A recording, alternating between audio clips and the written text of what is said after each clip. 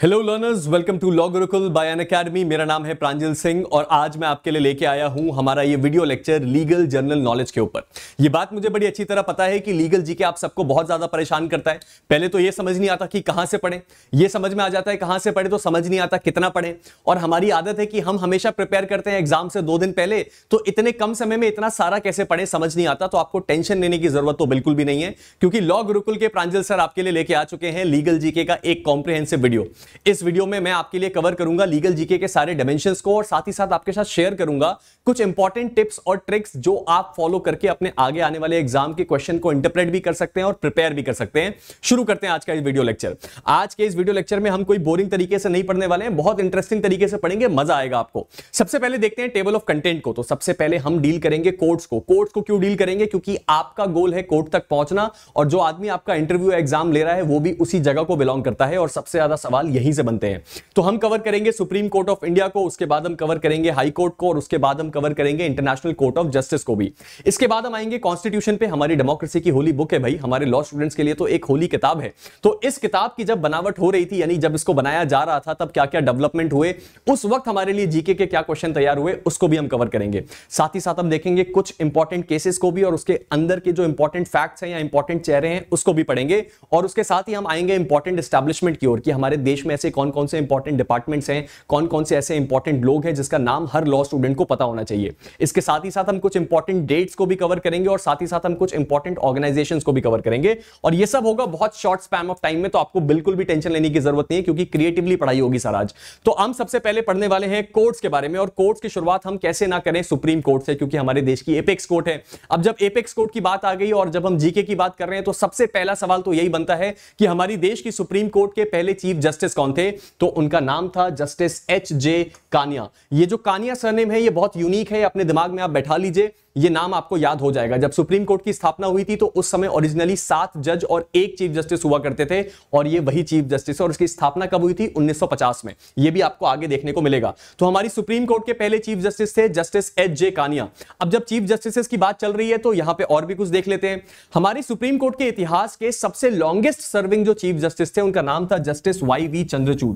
ये नाम आप सबको बहुत अच्छे से सुना हुआ है। क्यों? क्योंकि हमारी इंडिया के जो प्रेजेंट जो चीफ जस्टिस हैं उनका भी जो सरनेम है वो चंद्रचूड़ है। वो क्यों है? क्योंकि वो इन्हीं के बेटे हैं। तो इस वक्त जो डी.वाई. चंद्रचूड़ साहब हैं, जो इंडिया के प्रेजेंट चीफ जस्टिस हैं, ये उनके फादर हैं और ये इंडिया के लॉन्गेस्ट सर्विंग चीफ जस्टिस थे। इसके बाद हम इधर आते हैं। हमारे इंडिया के 10th चीफ जस्टिस के बारे में भी आपको पता होना चाहिए। क्यों? क्योंकि इंटरव्यू में कॉमनली ये पूछ लिया जाता है कि किसी ऐसे चीफ जस्टिस का नाम बताओ जो लॉ बैकग्राउंड के नहीं थे। तो उनका नाम था justice K. N.. Wanchu. Justice K. N.. Wanchu जो थे वो एक इंडियन सिविल सर्विसेज के बैकग्राउंड के अधिकारी थे। उसके बाद वो डिस्ट्रिक्ट कोर्ट में एलिवेट हुए, वहां से हाई कोर्ट गए, हाई कोर्ट के बाद सुप्रीम कोर्ट आए और सुप्रीम कोर्ट के बाद चीफ जस्टिस बने और उनके पास कोई बेसिक लॉ बैकग्राउंड नहीं था। तो ये बड़ा इंटरेस्टिंग फैक्ट है। उसके बाद हम बढ़ते हैं आगे एक और जज की तरफ जिनको कहते हैं फादर ऑफ पीआईएल, जिनका नाम है justice PN. Bhagwati. Justice PN. Bhagwati का नाम आपको इसलिए पता होना चाहिए क्योंकि पीआईएल एक बड़ा कॉमन टॉपिक है लॉ के लोगों के बीच बातचीत का। और जब कभी भी पीआईएल के बारे में बात होगी तो वो पूछा जा सकता है कि फादर ऑफ पीआईएल कौन है। और बहुत सारे जुडिशरी एग्जाम्स में ये बड़ा कॉमन सवाल है कि भाई फादर ऑफ पीआईएल का नाम बताओ। तो भाई फादर ऑफ पीआईएल है जस्टिस पी.एन. भगवती। आगे बढ़ते हैं और ज्यादा पढ़ने की कोशिश करते हैं। सुप्रीम कोर्ट की पहली फीमेल जज जो थी उनका नाम था जस्टिस एम. फातिमा बीबी। पहली सुप्रीम कोर्ट की चीफ जस्टिस आज तक कोई नहीं हुई है फीमेल।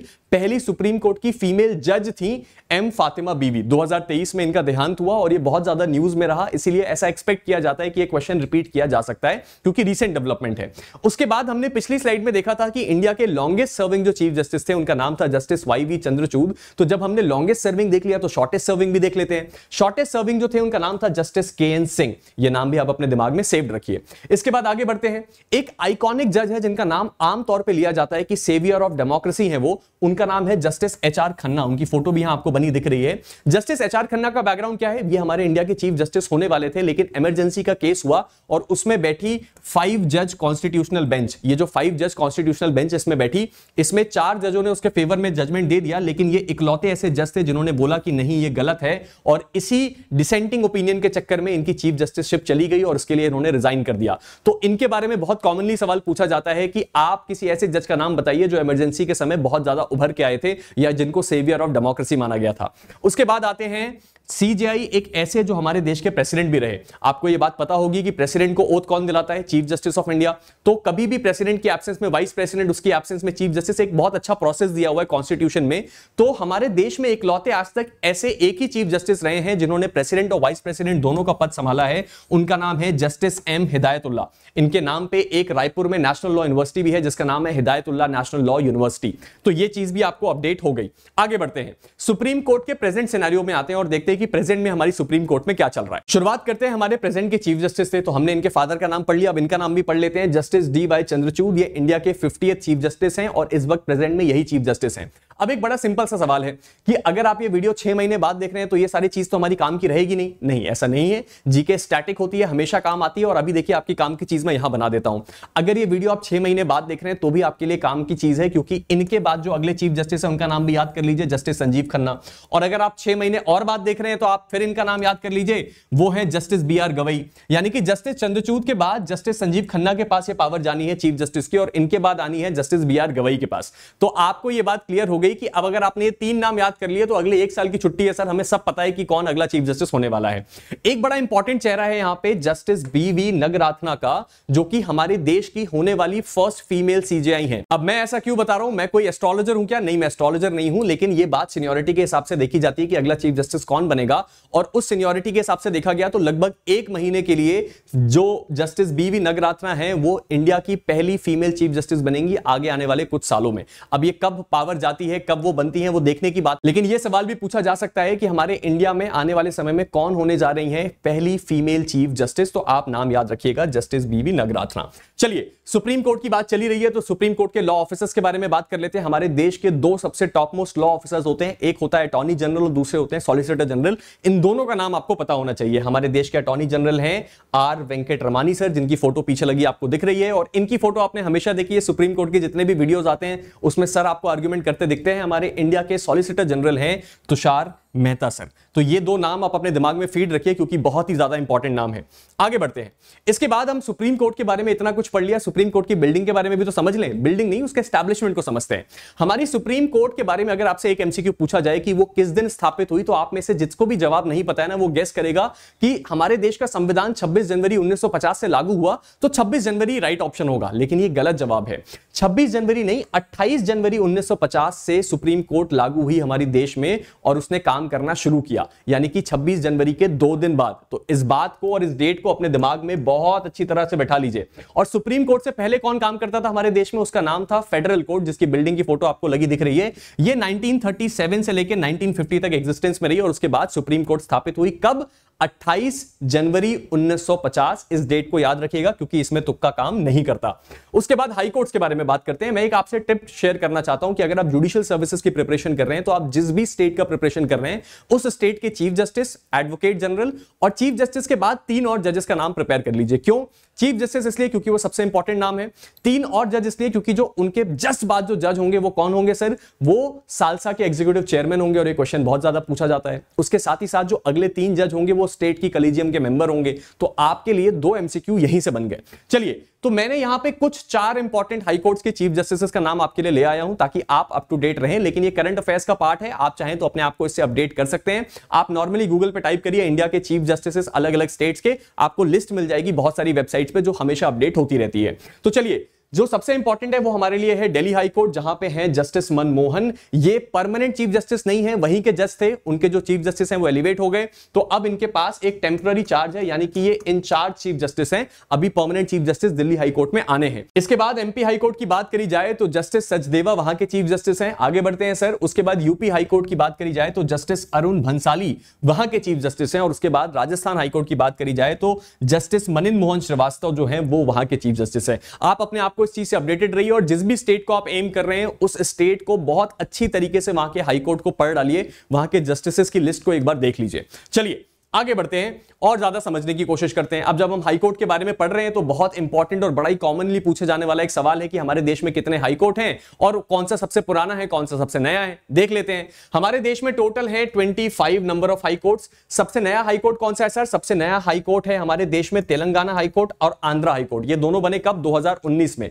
ध्यान रखिएगा, तेलंगाना हाईकोर्ट और आंध्र प्रदेश हाईकोर्ट हमारे देश के सबसे नए हाईकोर्ट हैं जिनकी स्थापना हुई 2019 में। लेकिन एक ट्रिक क्वेश्चन यहां से भी बनता है, वो है जम्मू कश्मीर हाईकोर्ट। जम्मू कश्मीर हाईकोर्ट बहुत पुराना हाईकोर्ट है, पहले से एग्जिस्ट करता था, लेकिन जब दोनों को एक यूटी में कन्वर्ट किया गया तो दोनों का कॉमन हाईकोर्ट दोबारा स्टैब्लिश किया गया। उसी बिल्डिंग, उसी हाईकोर्ट को दोबारा नया हाईकोर्ट का नाम दे दिया गया। तो कई बार आंसर मान लिया जाता है जम्मू एंड कश्मीर हाईकोर्ट भी, लेकिन ये तीनों के तीनों हाईकोर्ट 2019 में आए थे।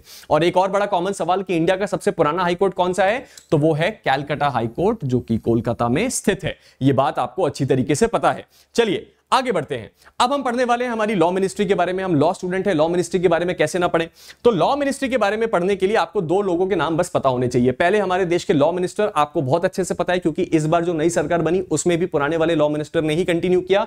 उनका नाम है अर्जुन राम मेघवाल सर। ये हमारे देश के लॉ मिनिस्टर है। इस नाम को आप नहीं भूल सकते, फोटो पीछे बनी हुई है, नाम याद कर लीजिए।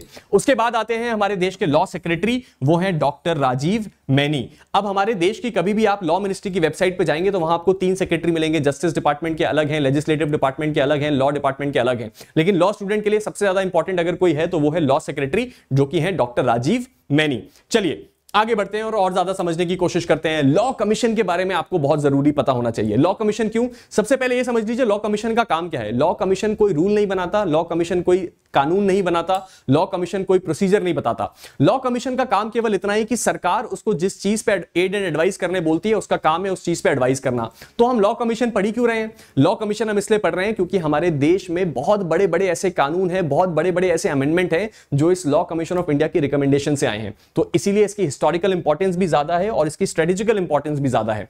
तो हमारे देश में इस वक्त जो प्रेजेंट लॉ कमीशन है वो है 22nd लॉ कमीशन। ये बात अपने दिमाग में सेव कर लीजिए। इनके जो चेयरमैन थे उनका नाम था जस्टिस ऋतुराज अवस्थी, जो कि अब रिटायर हो चुके हैं, जो अब इसका मेंबर नहीं है। अभी कोई चेयरमैन की पोजीशन नहीं है जैसा आपको दिख रही है, लेकिन इनके मेंबर्स के नाम आप याद कर लीजिए।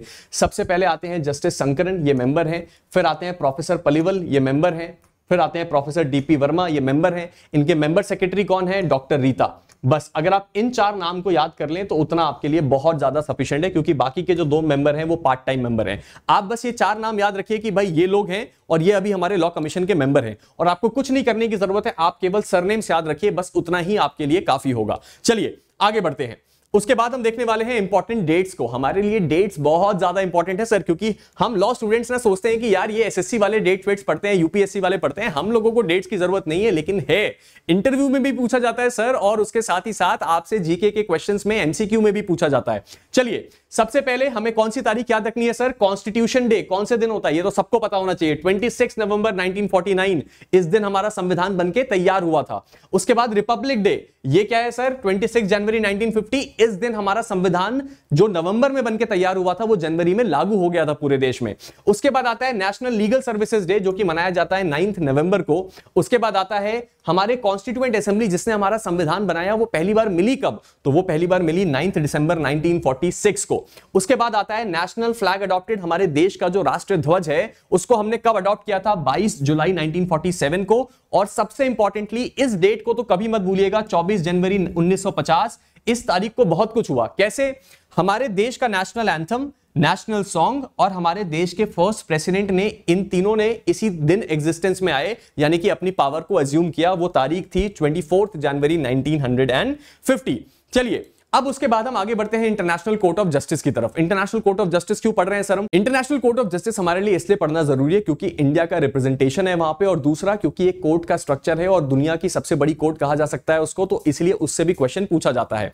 तो जो इंटरनेशनल कोर्ट ऑफ जस्टिस के प्रेसिडेंट है वहां चीफ जस्टिस नहीं होते, उनका नाम है नवाफ सलाम सर। उसके बाद जो वाइस प्रेसिडेंट है उनका नाम है जूलिया, और उसके साथ ही साथ हमारे लिए जो सबसे ज्यादा जीके का इंपॉर्टेंट क्वेश्चन है वो है इंडियन मेंबर का नाम। तो जो इंडियन मेंबर है इंटरनेशनल कोर्ट ऑफ जस्टिस में, उनका नाम है दलवीर भंडारी सर, जो कि इंडिया में एक जज थे और उसके बाद वो इंटरनेशनल कोर्ट ऑफ जस्टिस में गए और वहां पे वो रीइलेक्ट हुए, उनका टेन्योर रिपीट हुआ है। चलिए ये बात भी आपको क्लियर है, और आखिर में हम पहुंच चुके हैं हमारे देश के संविधान यानी कि कॉन्स्टिट्यूशन के पास, जिसके बारे में कुछ इंपॉर्टेंट बातें आपको पता होनी चाहिए। चलिए सबसे पहले हमारे देश का नेशनल फ्लैग हमने पहले ही देख लिया था, याद है ना आपको? हमारे देश का नेशनल फ्लैग अडॉप्ट हुआ था 22 जुलाई 1947 को।